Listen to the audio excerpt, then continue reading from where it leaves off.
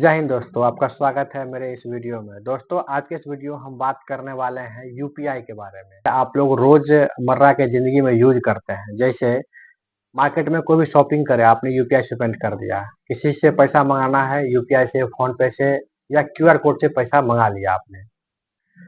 आपको लग रहा है कि यूपीआई के बारे में हर किसी को पता है, तो फिर मैं वीडियो क्यों बना रहा हूँ? इसमें क्या अलग और क्या ख़ास बताने वाला हूँ?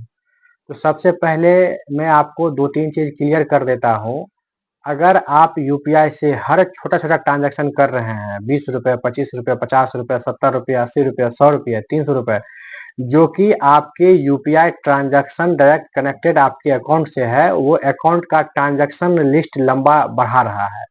अगर कभी आपको मेजर ट्रांज़ैक्शन फाइंड करने की आवश्यकता होती है, तो आप परेशान हो जाते हैं उसको खोजने में। क्यों? क्योंकि आपने छोटा-छोटा ट्रांज़ैक्शन इतना सारा कर चुका है कि बैंक भी जल्दी आपके पासबुक को अपडेट करके नहीं दे पा रहा अनलेस अनटिल अगर आपके अकाउंट में इंटरनेट बैंकिंग का सुविधा ना हो तो। अब समस्या आती है कि इसमें एक और मेजर प्रॉब्लम है कि अगर कोई आपको पेमेंट सेंड किया है या कोई पेमेंट भेजा है, अगर वो गलत अमाउंट को आपके अकाउंट में भेज दिया है तो आपका अकाउंट फ्रीज हो जाता है। क्योंकि आपका यूपीआई और क्यूआर डायरेक्ट कनेक्टेड है आपके अकाउंट से। इससे बचने के लिए एक और दो जो है बेसिक नियम है जिसको अगर आप फॉलो करते हैं तो इससे बच सकते हैं और आपके अकाउंट में जो लंबा चौड़ा ट्रांजैक्शन का लिस्ट आता है आप उससे भी बच सकते हैं। तो इसके लिए क्या करना होगा, जब भी आप ट्रांजैक्शन करते हैं यूपीआई के माध्यम से तो इसका पहला नियम है, एक ई वॉलेट का यूज करें जो भीम यूपीआई दे रही है, बहुत सारे बैंक भी दे रही है और फोन पे गूगल पे जैसी जो है यूपीआई कंपनी भी एक वॉलेट का सुविधा दे रहा है।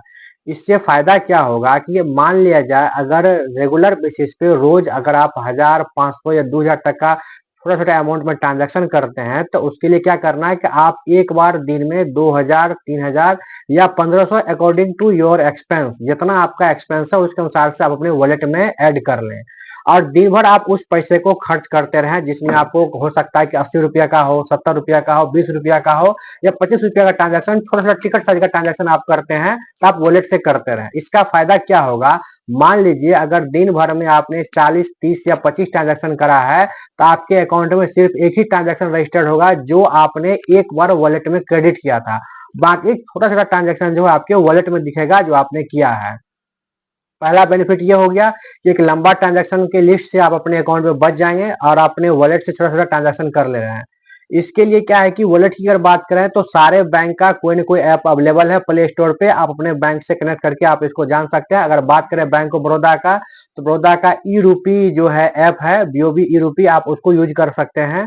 पंजाब और एसबीआई का भी अपना अपना पीएनबी वन है, एसबीआई का भी योनो का दिया हुआ है, तो बहुत सारा सबका अपना अपना एक वॉलेट का कंसेप्ट है। आप किसी को फॉलो कर सकते हैं। ऐसा नहीं है कि बड़ौदा का अगर आप बड़ौदा ई रूपी ऐप डाउनलोड किए हैं तो उसमें सिर्फ बड़ौदा से ही पैसा लोड कर सकते हैं, बिल्कुल नहीं। किसी भी अकाउंट को उससे लिंक करके आप उसमें वॉलेट को लोड कर सकते हैं पैसा, या रिचार्ज कर सकते हैं, आप खर्च कर सकते हैं। दूसरा बेनिफिट ये हो जाता है कि अगर आपका छोटा सा दुकान है, जनरल स्टोर है या पान का दुकान है या फिर कोई ऑनलाइन का दुकान है जहां पे आप 25, 50, 100 रुपए का रिचार्ज के रूप में पैसा अपने अकाउंट में रिसीव करते हैं, तो भी आप वहां पे उस स्कैनर या उस वॉलेट का यूज कर लेते हैं तो आपके अकाउंट में मान लीजिए दिन में 30, 25, 50, 70 या 100 ट्रांजैक्शन में छोटा छोटा अमाउंट का आपके टिकट साइज का अमाउंट आपके वॉलेट में आ रहा है और वो एक बार सेटलमेंट हो करके आपके अकाउंट में क्रेडिट होगा। जैसे बिजनेस पेटीएम है, बिजनेस फोन पे है, ये सबको भी आप यूज कर सकते हैं। तो मान लिया दिन भर में आपको जितना भी ट्रांजैक्शन होगा आपके अकाउंट में एक अमाउंट क्रेडिट होगा जो आपने पूरे दिन भर में क्रेडिट किया है। इसका एक फायदा और है कि आप चाहें तो ऑन डिमांड सेटलमेंट भी कर सकते हैं। बहुत व्यूअर्स के मन में आया कि मान लीजिए हमारा दिन भर में पैसा कलेक्ट हुआ 10,000, 20,000, 50,000 और हमको अभी इंस्टेंट अकाउंट में जरूरत है तो हम कैसे लें, तो वो तो अपने टाइम पे सेटलमेंट आपके अकाउंट में करेगा ही, लेकिन अगर आप चाहें तो ऑन डिमांड भी अपने अकाउंट में सेटल कर सकते हैं। तो ये 2-3 चीज ऐसा खास बात है, अगर आप इस चीज को फॉलो कर लेते हैं तो आपके अकाउंट में जो पासबुक या स्टेटमेंट निकालते हैं नंबर ऑफ ट्रांजैक्शन कम हो जाएगा। फ्रॉड ट्रांजैक्शन का कोई अगर पैसा भेजता भी है तो आपके क्यूआर कोड के माध्यम से सेटलमेंट अकाउंट में ना जाके पहले वो वहां वॉलेट में जमा होता है, तो फ्रीज होने से भी आप बच पाएंगे, आपके अकाउंट में आपका सिक्योरिटी भी हो जाएगा। लंबा ट्रांजैक्शन जो हो रहा है उससे भी बच पाएंगे और अपने अकाउंट को सिक्योर कर पाएंगे। और कोई भी मेजर ट्रांजैक्शन अगर आपको अकाउंट में फाइंड करना है कि किस डेट में कौन सा अमाउंट आया था उसको फाइंड करना है तो आप इजीली फाइंड कर पाएंगे। इसका एक और बेनिफिट होगा कि आपने पूरे मंथ में ऐसा एक्सपेंस जो कभी वापस ना आने वाला है कितना किया है उसको भी आप ट्रैक कर पाएंगे, अपने इनकम को भी सुदृढ़ करने में आपको फायदा होगा। उम्मीद करते हैं दोस्तों ये वीडियो बहुत ही आपके लिए यूजफुल होगा। अगर इससे रिलेटेड कोई भी आपको समस्या आती है तो हमारे वीडियो के नीचे कमेंट कीजिए, हम आपकी पूरी मदद करेंगे।